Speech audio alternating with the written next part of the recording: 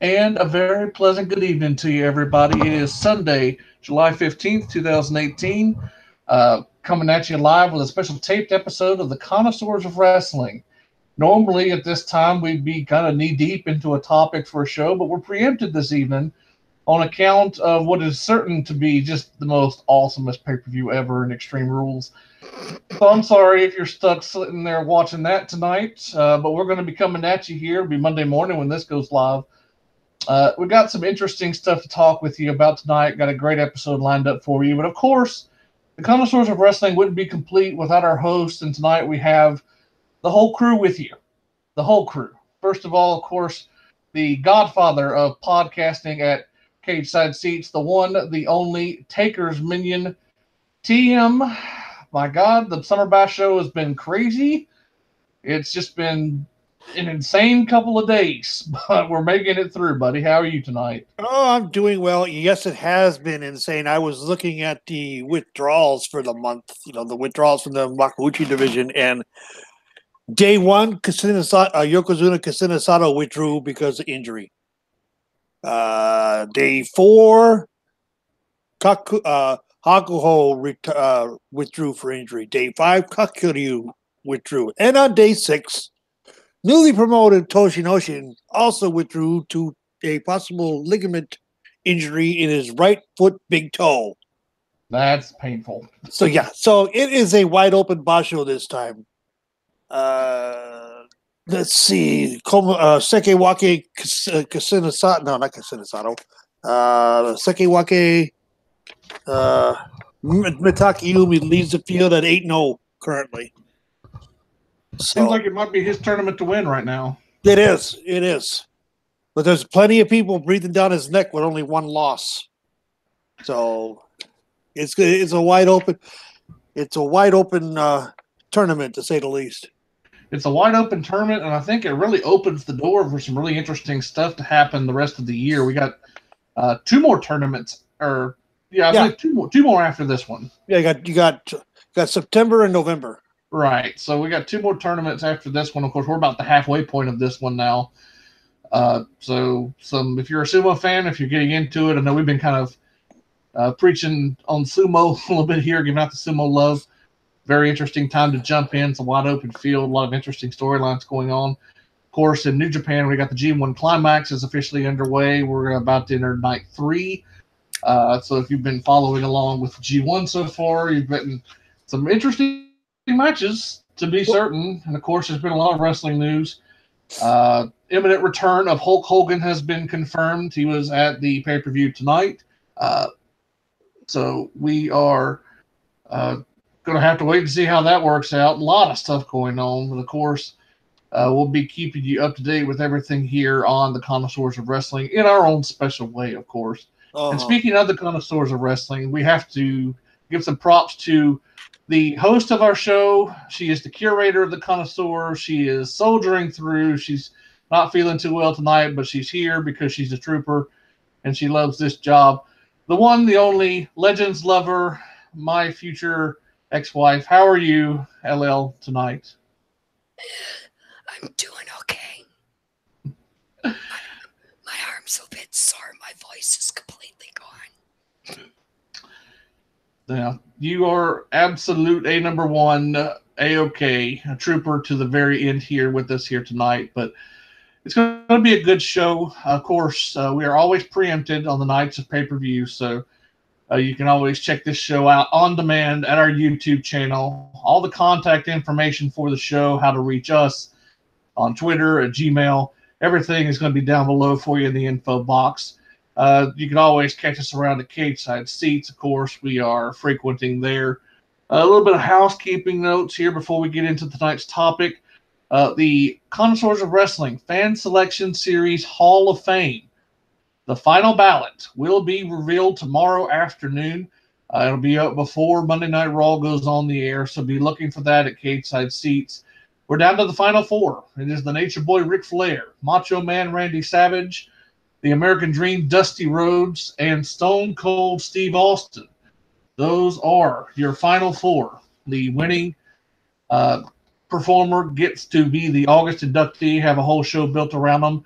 Dusty Rhodes, of course, went in with his family, the Rhodes family, last week. So that was for our July induction, I should say. He has a chance to be the first two-time inductee coming up in August. But, of course, we've got Flair, Savage, and Austin going up against them. It's going to be great fun. Hopefully have a lot of good debate. Four of the all-time greats in professional wrestling. So we'll see how that final vote shakes out. It will be an open vote.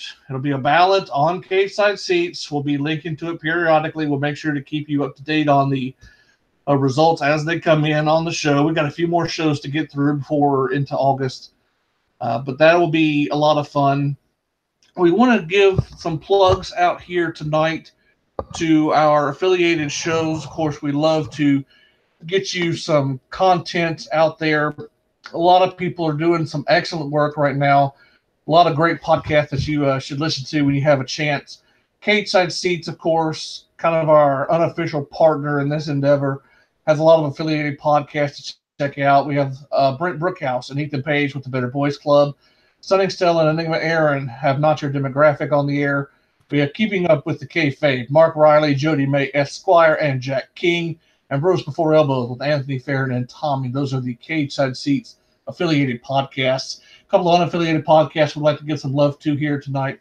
Two Guys, One Sport, Crazy Chris Colgan and George Curtin Jerker Atzaves. Busy's Wacky World of Wrestling with William Fitzpatrick. The Violent Wrestling Podcast, Ambrose Alley and Prince Moxley Lopez. And, of course, Ambrose Alley has her new project, her Ramblings That Go Up. So be on the lookout for her new show. Match Fixing with Don Sal Cusmano, Cedar Bridge Media. Be sure to check out Don Sal's a good friend of the show.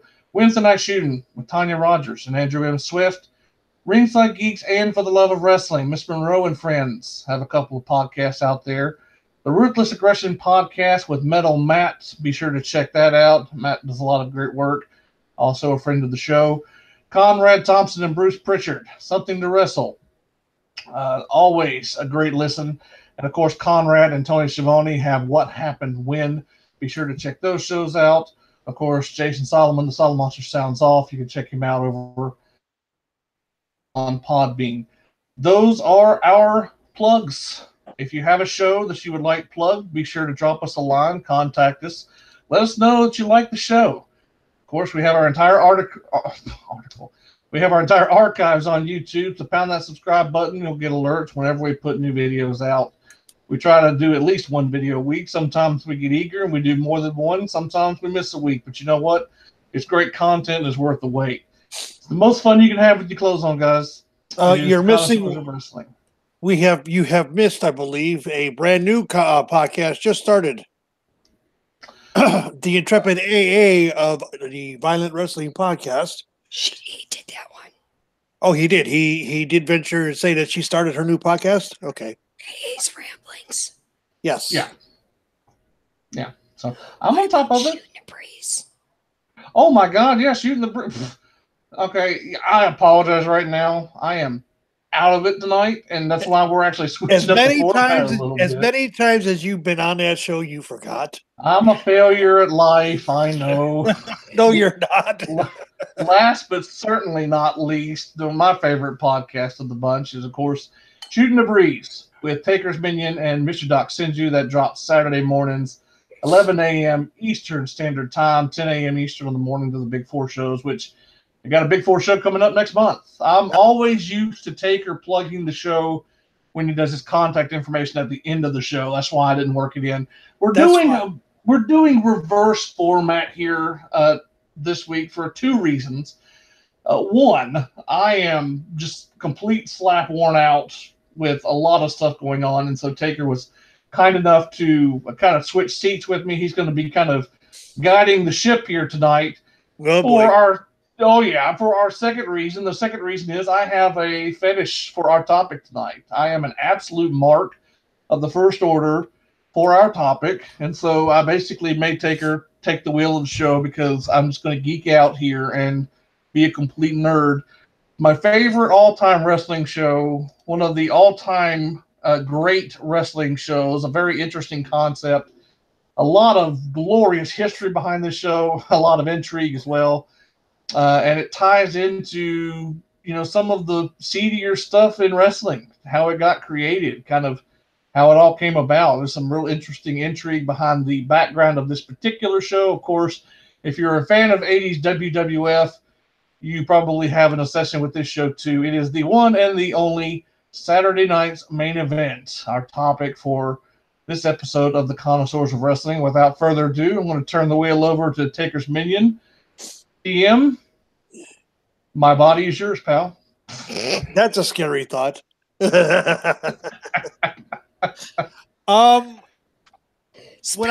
after what our last show was about. Yeah, really. Percy in the funeral parlor. Yes.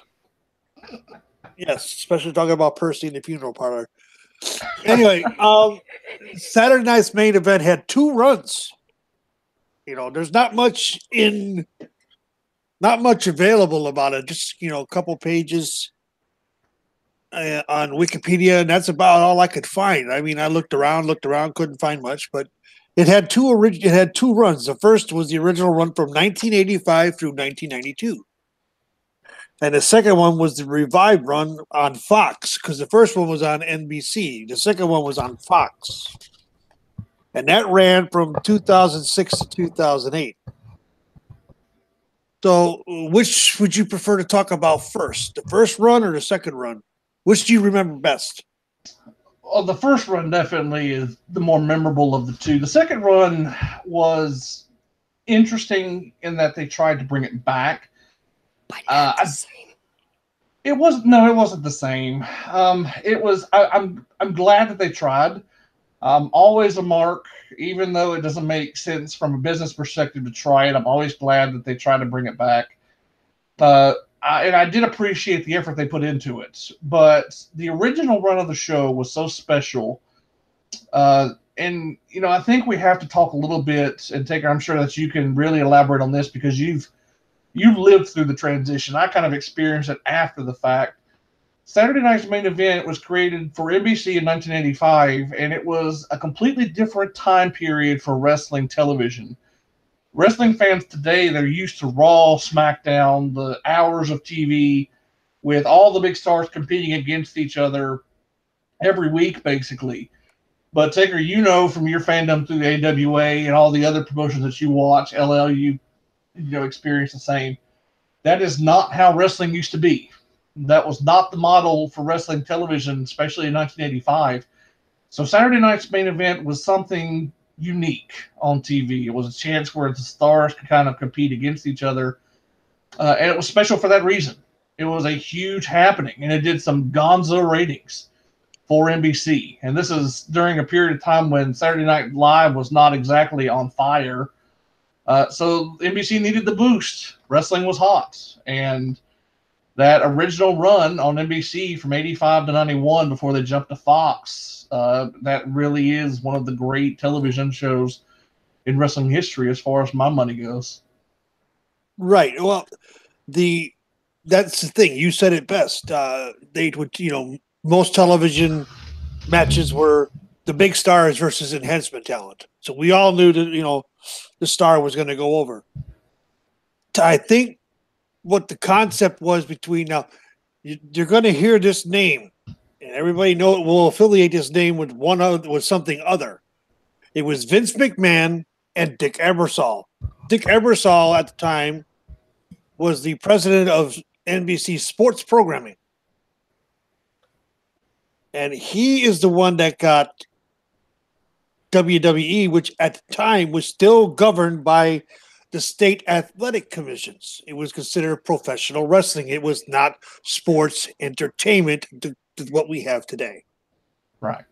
It was a completely different animal back then. And what the concept was every one of the matches that they would have on this show could main event a house show and this is when they first started to get into pay-per-views or closed circuit television, because that's what made it special, I think. But to you, I'm looking at it from a technical standpoint.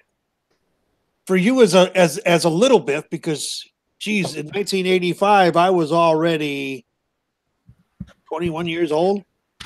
1985, I was in two places at once. So I was 21 years old and in the Marine Corps then.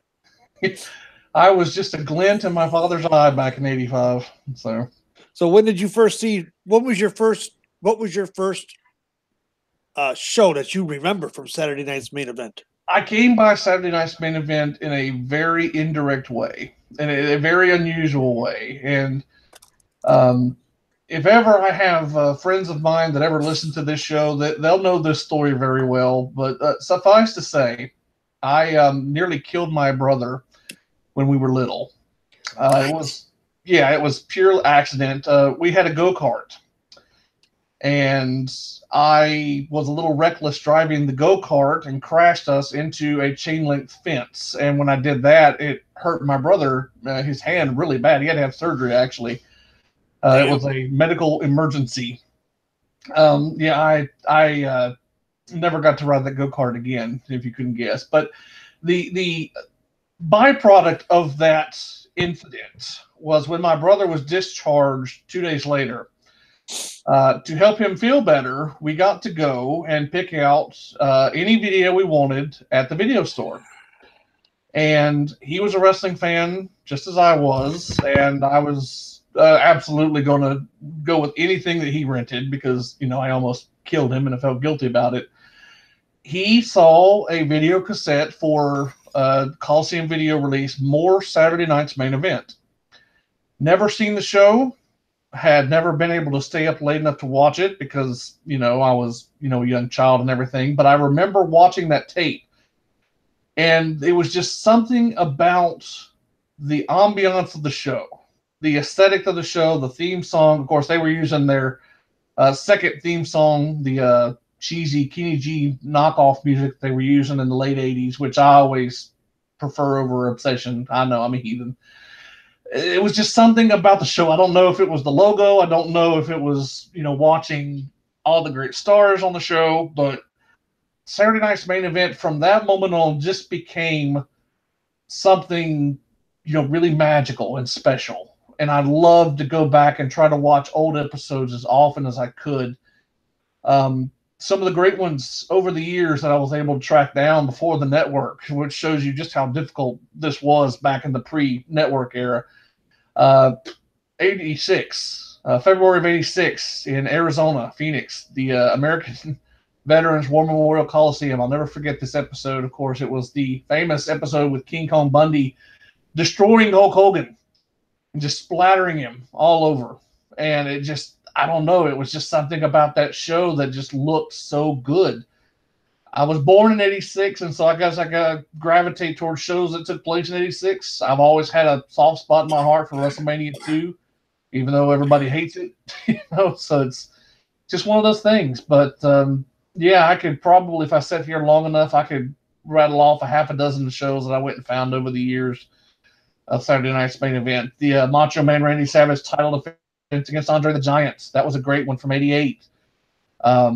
Well, isn't Saturday Night's Main Event where the twin referees angle was run initially? It was on an episode. It was kind of a spin-off of Saturday Night's Main Event. It was just the main event, which it kind of gets lumped into the canon of Saturday Night's Main Event because it was a network special. They basically just took the Saturday nights off of the banners, which I never understood that. I was like, just make it Saturday Night's Main Event. Saturday Night's Main Event is big enough to do it, but those main event specials are considered part of the canon, so you could say that they're all in the same deal, which in that case, the main event from 1988, the most watched wrestling event of all time. So. You had some of the great, had two of the better hosts going on. You had Vince McMahon, who is the owner, and he's the CEO of WWE currently, the owner of WWF back then, and Jesse the Body Ventura. Wow. Those were the hosts. And it was, like you, staying up late at night was not something I did. It was just because I was usually tired or too drunk at the time. But anyway. Because in California, it came on at 11:30 on Saturday nights. After the news, which I never did understand why it ran so late. Well, what time was it for you guys? It generally came on around midnight here, and that's midnight Eastern. So it was late, definitely. And I was the original run. I was too young to stay up that late. I kind of think about this. Wrestling at the time came on late at night like that because it wasn't for kids. It used to be pretty graphic. Especially the early years of Saturday Night's Main Event. That's one interesting thing. I'm glad you brought that up. It's actually kind of an interesting thing. You can chart the transition from the mid-'80s style of WWF, which was a little bit more... from R to PG. Yeah, like it wasn't... We're not talking like Attitude Era smut or anything, but it was definitely more gritty.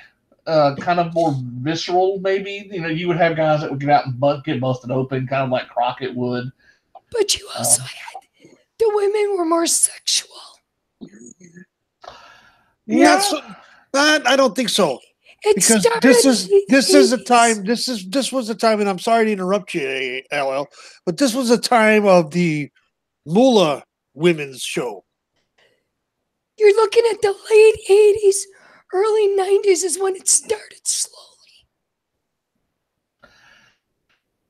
Oh, I think you could say that about Sensational Sherry because of some of the outfits she would wear. I mean, the famous Bobby Heenan line from the Royal Rumble in '92. Woo woo, look at them.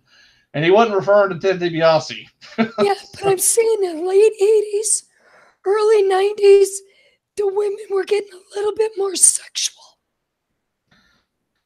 than they were. So you're getting stuff that's a little bit R, going down to PG-13 to PG.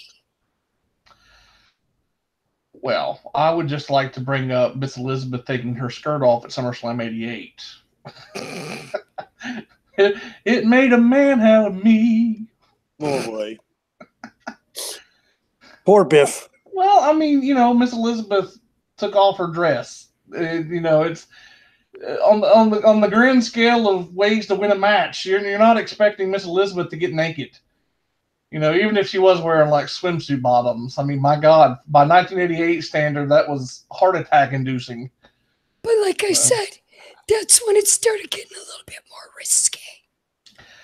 Well, maybe that was part of the charm of the original Saturday Night's Main Event episodes, though. It was so, it had such a weird feel because in the syndicated shows at that time, you were either in the studios or you were just starting to see the arenas pop up. WWF into '85 and '86 were getting big enough to where they weren't running, Rochester anymore. They were starting to move out of your Allentowns, and they were doing shows in arenas around the country. And of course, if you were watching wrestling from '87 to '92, '93, those old arena syndicated shows very well. The look and feel of the show is very distinct from that era. Saturday Night's Main Event was different. It had a darker feel to it. It was filmed a different way. It was one of the first shows that I remember, maybe the first show that used the ring banners. Up until, 85, 86-ish, you really didn't see wrestling shows have specialized ring skirts like they do today. We have Extreme Rules going on right now. You watch the show, they've got Extreme Rules as the ring skirt for it. And, of course, they have the LED boards. Back in the day of WWF in the mid-'80s, you just had that, light gray ring skirt that went everywhere. And then Saturday Night's Main Event comes along, and all of a sudden you see increased lighting. You see the ring skirts with the Saturday Night's Main Event logo. The cameramen all have SNME T-shirts. You have the banners. God, I'm a mark for those banners, the black banners with the Saturday Night's Main Event logo on it that hung over the ring. It's just the production value on Saturday Night's Main Event was a huge leap up. And it really set the stage for what would basically become the WWF style on TV. And as much as I love Crockett, I'm a Crockett mark. You know, I am a huge fan of everything they did in 86 and 87. Jim Crockett Promotions never looked half as good on TV as Vince McMahon's WWF. And I don't think anybody did, to be quite honest. The AWA couldn't really stand up to it. World Class couldn't. Crockett couldn't. You know, Vince, he had production values that were second to none by 87, 88. It is a testament to how much investment he really did put into his product back in the day. Well, quick segue to that is that there was, I've seen it on the network and I've also seen it on YouTube. WrestleMania 1 was basically Vince mortgaged everything he owned. If that show did not succeed, we wouldn't have WWE today. Yep. It would have broke the company, and that would have been the end of it. Yep. A lot of people don't see that. And WrestleMania now is the premier pay-per-view big show event that he envisioned way back when. Do you think it's worth going into the story about that, since Saturday Night's Main Event ties into the tail end of it? Sure. I think it's a really interesting story. Now you know more about this than I do. I'll tell you that right now. I'm not gonna lie, because I was not a big mark for Saturday Night's Main Event due to schedule. Well, it's interesting. You know, you mentioned how Vince kind of staked everything on WrestleMania, and I don't think that people appreciate how true that is.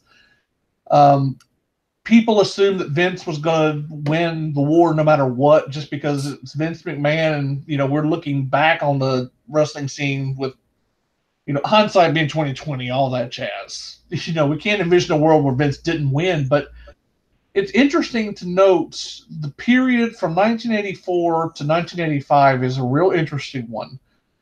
And WrestleMania and Saturday Night's Main Event both play into it. We talked on the show a couple of weeks ago, in passing almost, about Black Saturday, which, if you weren't listening or you don't know what Black Saturday is, to basically sum up real quick, there was a coup of sorts in Georgia Championship Wrestling. Georgia Championship Wrestling was a territory that was run by Ole Anderson. It had a national TV spot on cable on Superstation WTBS, the same TBS that you see running Big Bang Theory marathons all the time now. Wrestling used to be its forte. 6:05 Eastern, the mothership. Okay. Saturday nights. It was, you know, Georgia Championship Wrestling. This was the World Championship Wrestling television program. So this is where WCW, the name, comes from. Basically, what happened into 83 and 84, Ole Anderson, who was kind of the head booker, kind of controlling Georgia Championship Wrestling, ran afoul of Jim Barnett and the Briscoe brothers, Jack and Jerry. Jack and Jerry and Jim Barnett all had shares in Georgia Championship Wrestling. And what they did was they basically organized a hostile takeover. And they sold their shares and thus the time slot for World Championship Wrestling on TBS on Saturdays to Vince McMahon. Vince McMahon comes on. It's very famous. You can find it on YouTube. It's called Black Saturday. He comes on and he basically host World Championship Wrestling on TBS. And they put WWF matches on in place of the NWA matches. This was a huge controversy in the Georgia territory. The fans generally revolted. The ratings were terrible because at this point, the NWA style was very much the predominant style in the Carolinas, in Georgia, in Florida, and even into Texas. And the WWF style was a lot slower paced. It was a lot more lumbering. You had a lot more giants in the WWF at the time, and it did not work.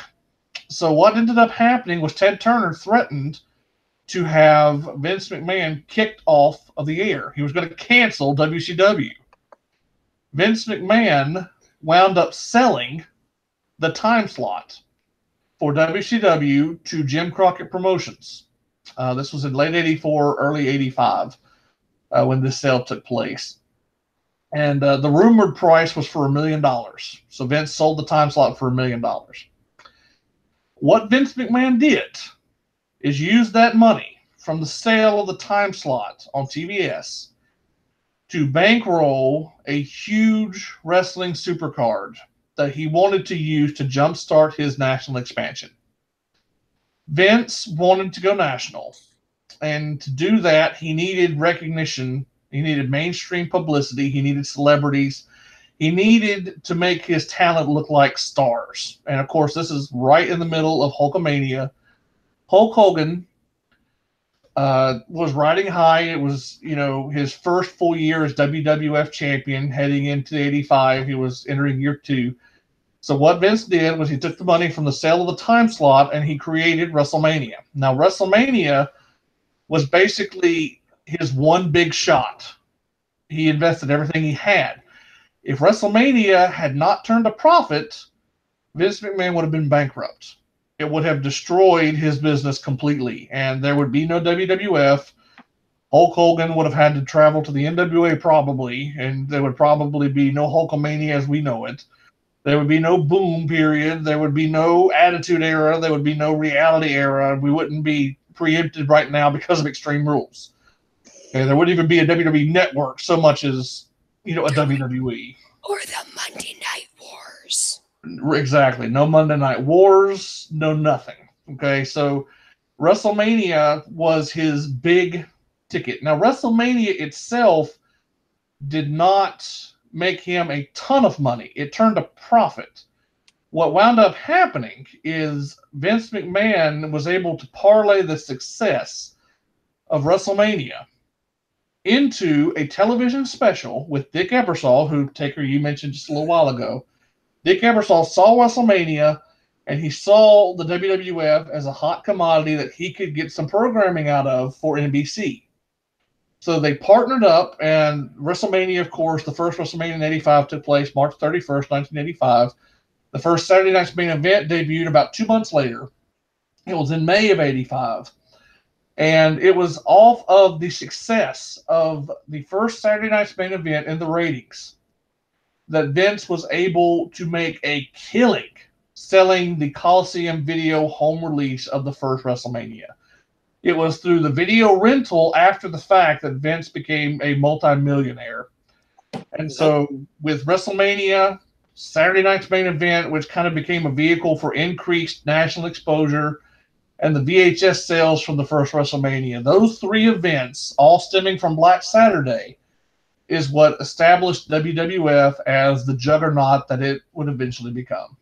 And so that's how WrestleMania and Saturday Night's Main Event fit into that puzzle. It's a really interesting story full of politics. You ever hear Jim Ross talk about NWA promoters wanting to kill Vince McMahon literally during this time period? This is why. It's all the political maneuvering going on. It's real mafia level stuff in the wrestling business. So, and I mean, granted, Vince was and still is an evil genius. Yeah, no doubt. You get no argument from that one on me. So, yeah, but like I said, we mentioned, like I said, Dick Ebersol, and Ebersol was smart enough to see. He had the foresight.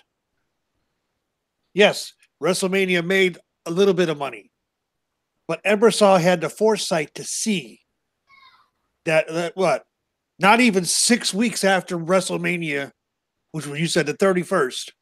Yeah. May 11th, 1985 was the very first main event. Yeah, so it was like a month and a half. So, yeah, 6 weeks. Yeah. About approximately 6 weeks later, this was going.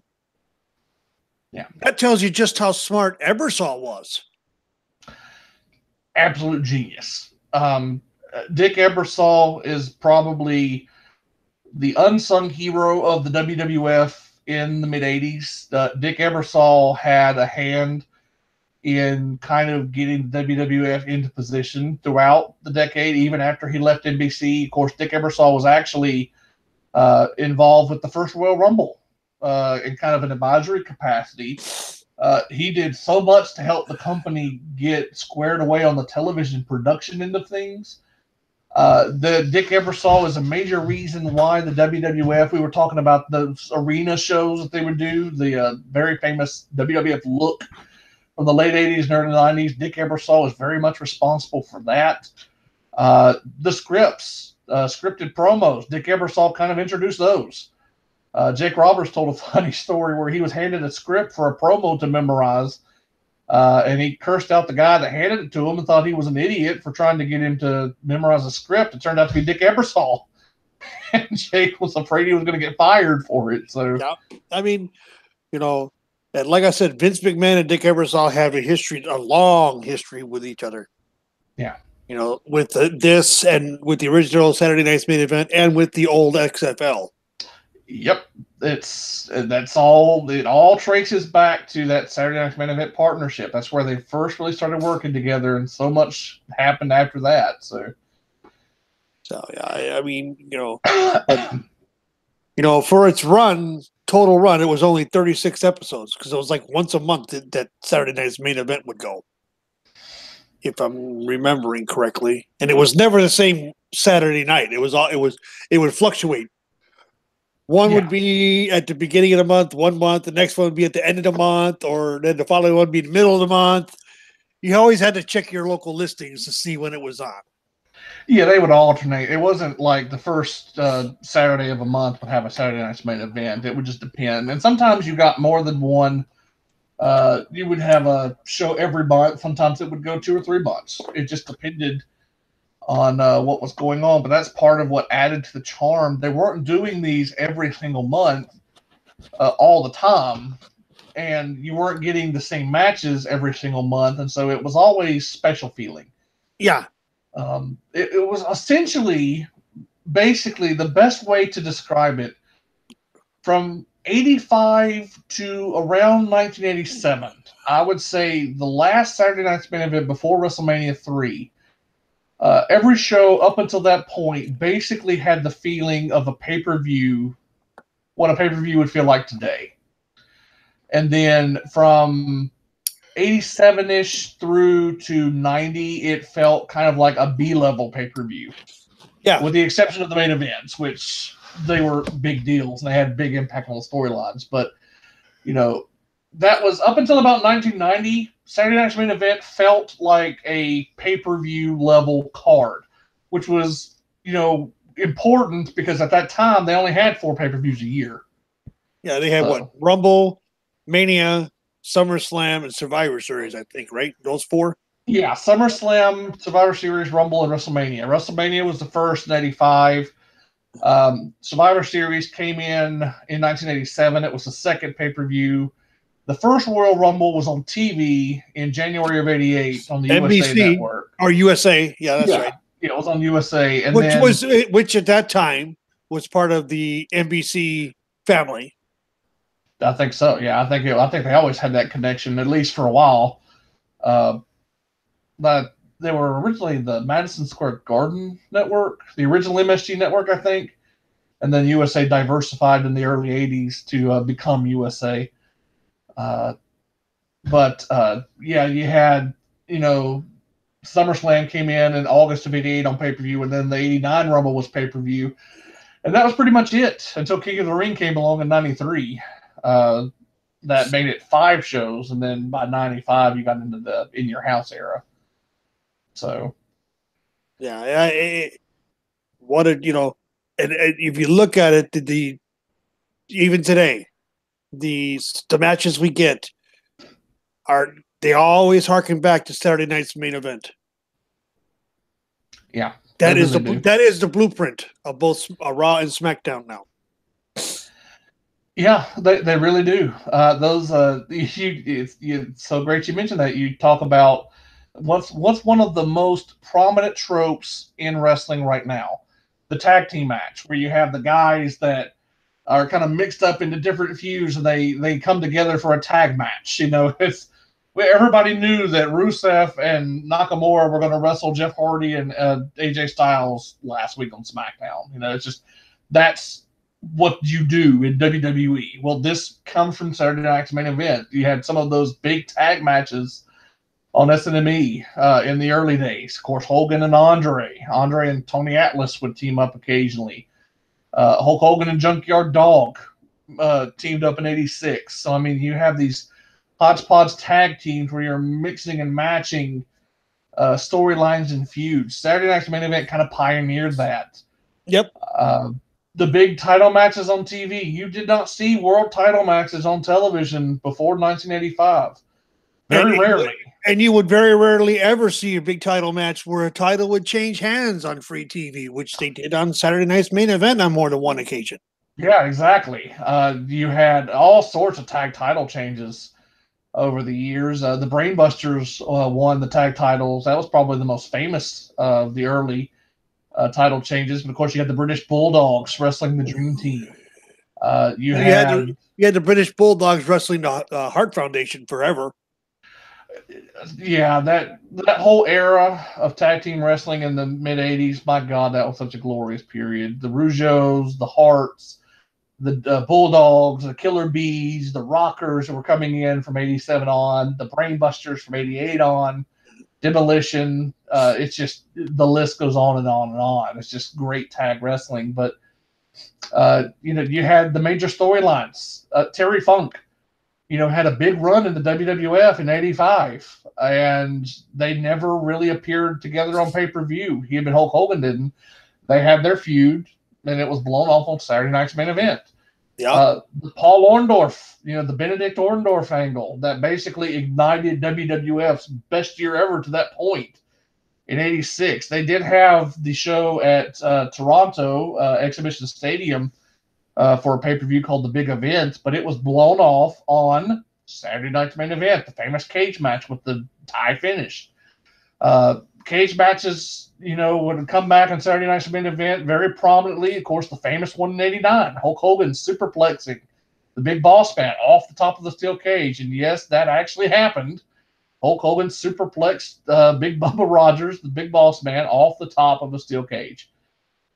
So lest you think that Braun Strowman invented throwing big people off of cages tonight, that was a Saturday Night's Main Event invention too back in the day. Well, you mentioned something called the main event. Okay. Yes. Okay. Saturday.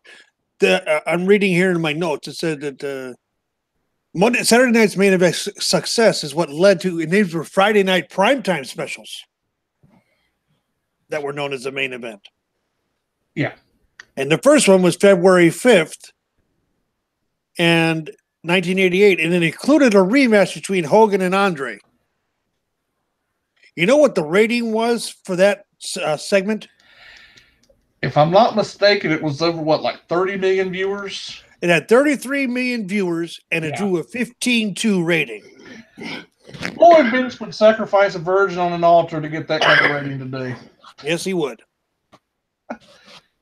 But think about that. 33 million people. 33 million people. That is insane. Like, the only thing that does 33 million views these days on TV is the Super Bowl. It's like nothing else comes close to that. Right. And he's pulling 30 million viewers. This is during prime time on a Friday night. Yeah. Think about that, ladies and gentlemen. Prime time on a Friday night, they're having 33 million people watch one match. That shows how popular wrestling became. Yep. It was on fire during that period of time. I mean, to get 33 million people watching, Hulk Hogan and Andre the Giant, which, I mean, it wasn't the greatest of matches, technically speaking, but if we're talking about star power, biggest match in wrestling history. You can't argue it. I mean, the proof is in the pudding. Steve Austin and The Rock never drew 33 million people to watch. Nope. No, it's I say a 15.2 rating. Good God Almighty! We would think now that the world is coming to an end, if Vince was able to get it for his show, for a segment on Raw, to get a 15.2. I mean, I think the closest they ever had was the "This Is Your Life" segment with The Rock and Mankind. And I did about half of it, like 8 something. And everybody was ecstatic about that. Yeah, I mean, it's it was a different era when there weren't as many cable channels. But still, Friday nights, 33 million people tuned in to watch this match. It's a testament to Hulk Hogan's drawing power in that era. It's a testament to Andre the Giant's mystique. He still had that mystique about him as a character at this point, and it speaks to the success of Saturday Night's Main Event. Vince had a product that people wanted to tune in and watch. And, when you got into a situation where you want to have a title change, Vince wanted to pull the trigger. He wanted to get someone else over. Hulk Hogan wanted to go away for a little while. And so they concocted the famous twin referee angle, which was one of the most famous screw job finishes in the history of the company, really. And this was a worked screw job. It wasn't actually like a Montreal screw job or a Madison Square Garden screw job from '85. This was an actual storyline as part of the show. But still, the twin referee angle, very famous, big title change. The most people to ever watch wrestling in the history of the country. Can't take that away from the WWF. They did something really remarkable that night, and it set them up for a pretty successful 1988. Well, you said work. This was a worked angle. Yeah. To our listeners that don't understand some of the terminology that we use, so we have said that before: work and shoot. Biff, you're probably better at this than I am. Define the differences between work storyline and a shoot storyline.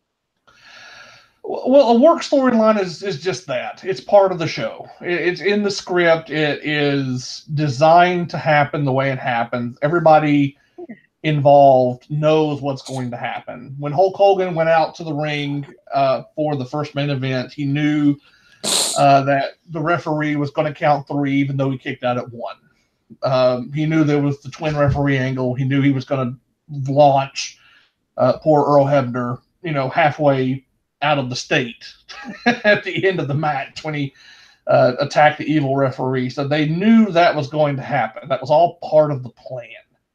To quote Heath Ledger's Joker, that's a work. A shoot double cross. You'll hear a lot of old timers, especially Jim Cornette, if you listen to his podcast. He'll talk about shoot double crosses. A shoot double cross is when one or both of the participants do not know what's going to happen ahead of time. It is a legitimate, or actually one side knows but the other doesn't. Generally, one side will know, yeah. And the best way, of course, the most famous incident would be the Montreal screw job, where Bret Hart did not know that Shawn Michaels and Vince McMahon and everybody were going to basically have him submit in the hold.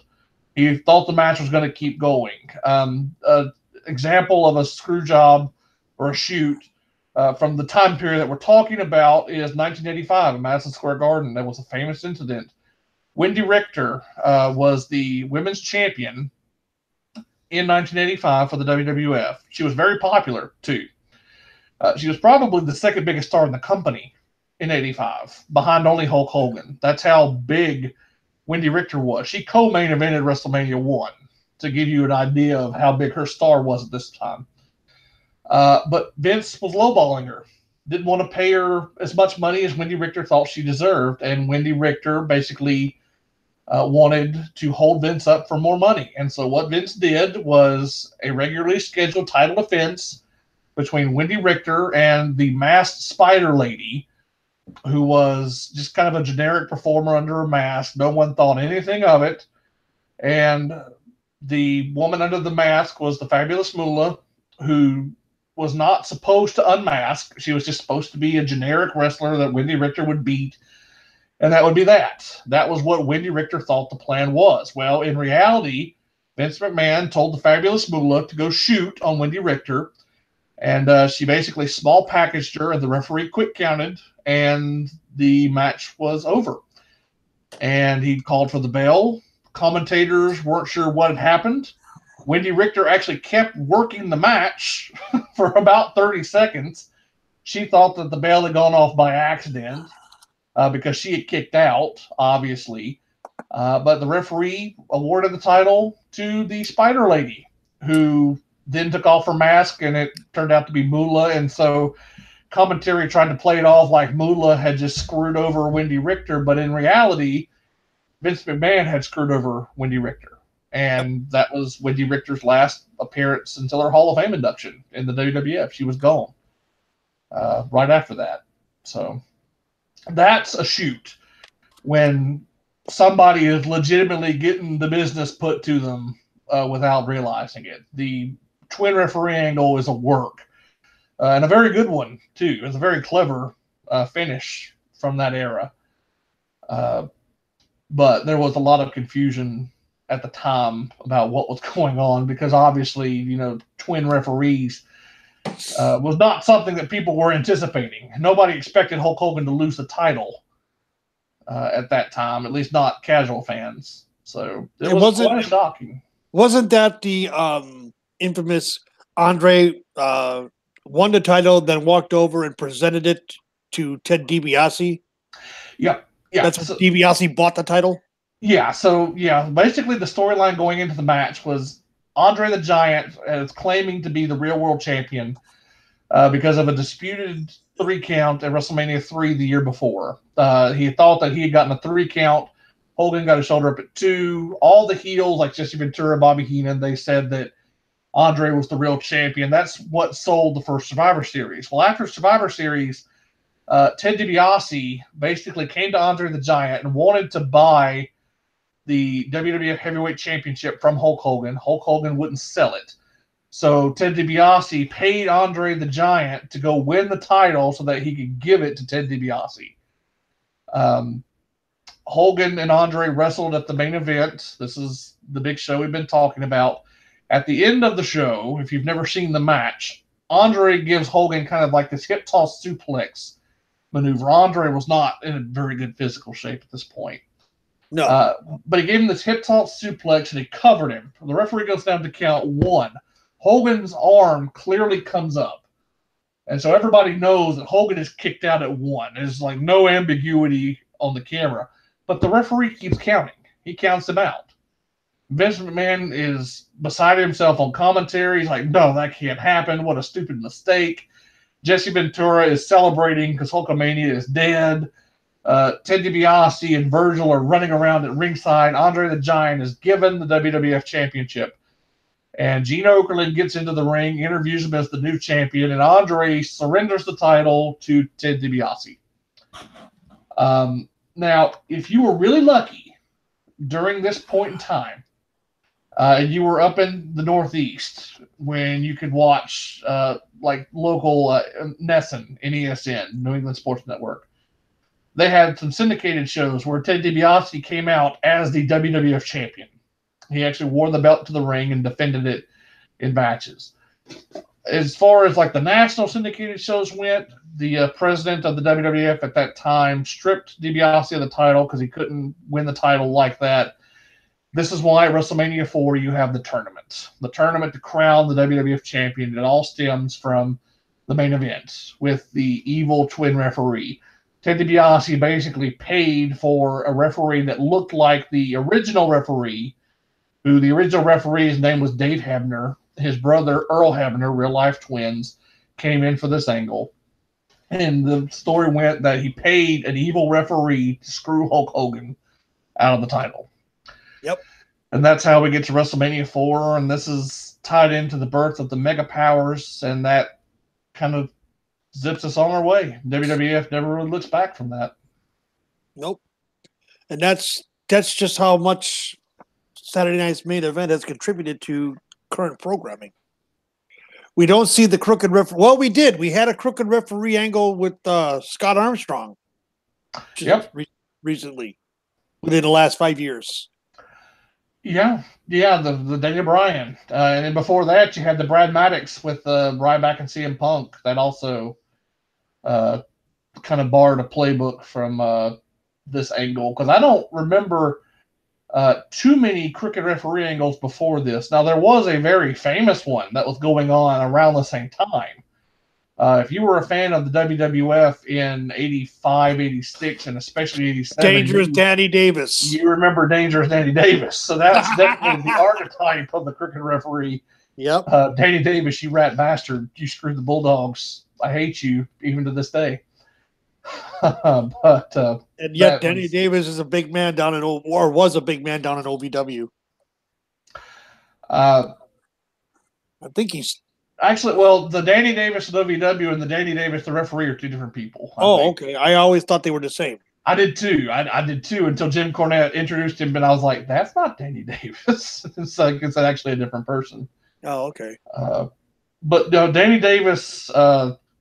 That was Danny Davis, the referee in the '80s, redefined the term "rat bastard." He was a sniveling little dick. But yeah, the evil referee angle was worked to perfection on Saturday night's main event, and you had all sorts of title matches. Your tag titles changed hands a bunch. I don't think the Intercontinental title ever changed hands on Saturday night's main event. I don't think so either. It was mainly tag titles and the big belt. I'm an idiot. Yes, it did. The very last one on Fox, Shawn Michaels won the Intercontinental title from the British Bulldog. So there was one Intercontinental title change, but this was at the very end of the first run. But yeah, the tag titles definitely changed hands more often. Of course, on the main events, you had the world title, the steel cage matches with Orndorff and Hogan. There was the famous Battle Royal in '87 where poor Lanny Poffo got split open from ear to ear, nearly bled out on the outside of the ring. Andre the Giant messed him up, but good. There's just so muddy, so many angles, and we're not even looking into the kitsch, that cheesy stuff like the wedding of Uncle Elmer and his wife from the second episode. It's like in the middle of all of the serious wrestling and the hardcore angles, you had Uncle Elmer, big fat hillbilly, getting married, or you had Roddy Piper copying a feel of Miss Elizabeth during a Halloween costume contest. And it's just bizarre. It was like the perfect mix of crazy, over-the-top shenanigans and serious wrestling, and it was just a magical time to be a fan. And that was, if your fandom is for professional wrestling wasn't solidified before Saturday night's main event, it sure to hell was afterwards. Oh yeah, definitely. It was the mixed bag of wrestling. You got a little bit of everything. It was so much like Raw is today, in the sense that you had the biggest stars, they were wrestling each other, the big angles went down, you had big blow-offs on feuds that weren't going to make it on a pay-per-view. I mean, it was the Raw of its day. It was where all the big stuff happened on TV. And if you didn't pay to get pay-per-view, or you didn't have pay-per-view access, you either had to go find it on closed circuit, or you had to wait for Saturday night's main event, because that was the only other option you had for top-tier wrestling in the WWF at the time. Right, and the thing, too, is that even though Bischoff and company will say they were the first ones to do the big, pay-per-view type matches on television, we all know that's incorrect. The difference, I think, was this, and you'll probably agree with me. WCW gave so many away week after week after week that they ran out. Yeah. Where the WWF and WWE didn't. No, they never did. At least not in that era. Because they were really they have it now. Building up. They have it now. When was the last time we saw any title change on Raw or SmackDown? Oh, Lord. They all run together at this point. I can't even remember. I know the Carmella won a women's title a couple of months ago. On a SmackDown, yeah. Yeah. That was after WrestleMania. Yeah. Yeah, she cashed in her Money in the Bank. But after that, I don't know. I don't know how far back you got to go. Yeah. I mean, there was a big controversy over AJ Styles taking the U.S. title off of Kevin Owens at MSG at a house show. That used to be the standard. Yes. It used to be the standard how it used to be done. Yes. So, But that's kind of an interesting point about the difference in television at the time. What you would have on TV today, like tomorrow night, you're going to tune into Raw. You're going to see Roman Reigns and Bobby Lashley probably get in their face. You're going to talk about who's the number one contender. You may have Brock show up, you may not, but you'll have all of the big stars. Back in 85, 86, your weekly television show was you either got Superstars of Wrestling, you got prime time, yeah.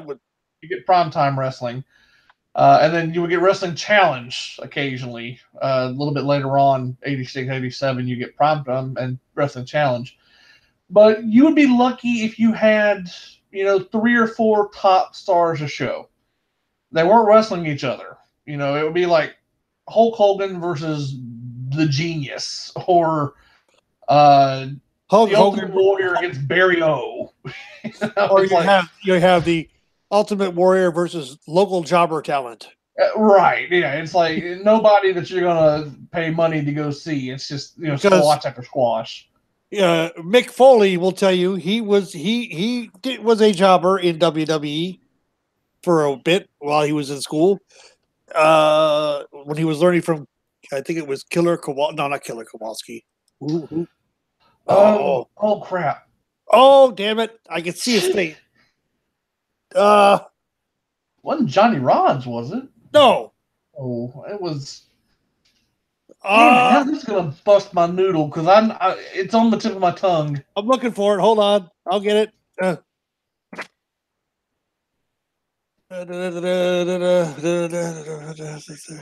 Dominic DeNucci? Yes. Okay. Trained by Dominic DeNucci. That's right. Okay. God, that was way more difficult than it should have been. And he was, when he did his job, doing his jobber work for WWF, he was Jack Foley. Yep. And he wore black trunks and a sheepskin vest to the ring. And this, if you don't believe me, ladies and gentlemen, it's on the network. You can find it. It's there. So much great stuff on the network. So yeah, you'd have Ultimate Warrior versus Jack Foley. Right? Yeah. And Jack Foley would get squashed. Yeah, this was. You would have nothing but enhancement. This is where the term enhancement talent really became a big thing in the WWF. You had all your big stars go up against your enhancement talent. Now, occasionally you may get something like Rick Martel wrestles Tito Santana. That might have been the biggest match you might get. Or you may get lucky and get Hart Foundation against the Rougeau brothers. Occasionally, you would see a big match on Superstars. Occasionally. You'd have, like, the Intercontinental title changed hands on an episode of Superstars. Honky Tonk Man beat Ricky Steamboat for the title. Yeah. But generally speaking, to see the big matches like Macho Man Randy Savage versus Honky Tonk Man later on, you had one of two options. You could either buy a ticket to the live events because they were doing their matches around the horn, or you could watch Saturday Night's Main Event. Because on Saturday Night's Main Event, the big stars would wrestle each other. That's where you get your Hulk Hogan and your Paul Orndorff, which is a top-tier main event. That probably could have been a WrestleMania 3 main event if Andre wasn't healthy enough to go. Hulk Hogan and Terry Funk in 86. That's another match that could have main evented a pay-per-view. You had, of course, Boss Man and Hogan. They had their run in 89 as part of the Mega Powers Twin Towers angle that kind of turned into a Boss Man Hogan angle after the Mega Powers broke up. But there again in 90, Randy Savage and Hulk Hogan wrestling on the main event. That is a WrestleMania rematch on free TV. You didn't get that on television very often. No. Back in those days. And so, Saturday Night's Main Event is kind of the precursor to the modern shows that you get now where you expect to have all of your big stars on every single week. That was a foreign concept back in the 80s, but Saturday Night's Main Event, that's where the stars coalesced. If you got on Saturday Night's Main Event, you were probably a star because they generally didn't do squash matches nearly the same frequency as they would on a Superstars of Wrestling or a Wrestling Challenge taping. The thing about it is that, yes, Saturday Night's Main Event was a pre-taped show, Yes. pre-recorded. And what made it special, though, is that the fans that were actually at the venue, they wouldn't even know that that's what was going to be done. They kept it all a secret, and when the crowds would go into the arena and see the Saturday Night's Main Event banners hanging, they knew they were getting a quality product. And they would get jacked. That's why the crowds would be so insane.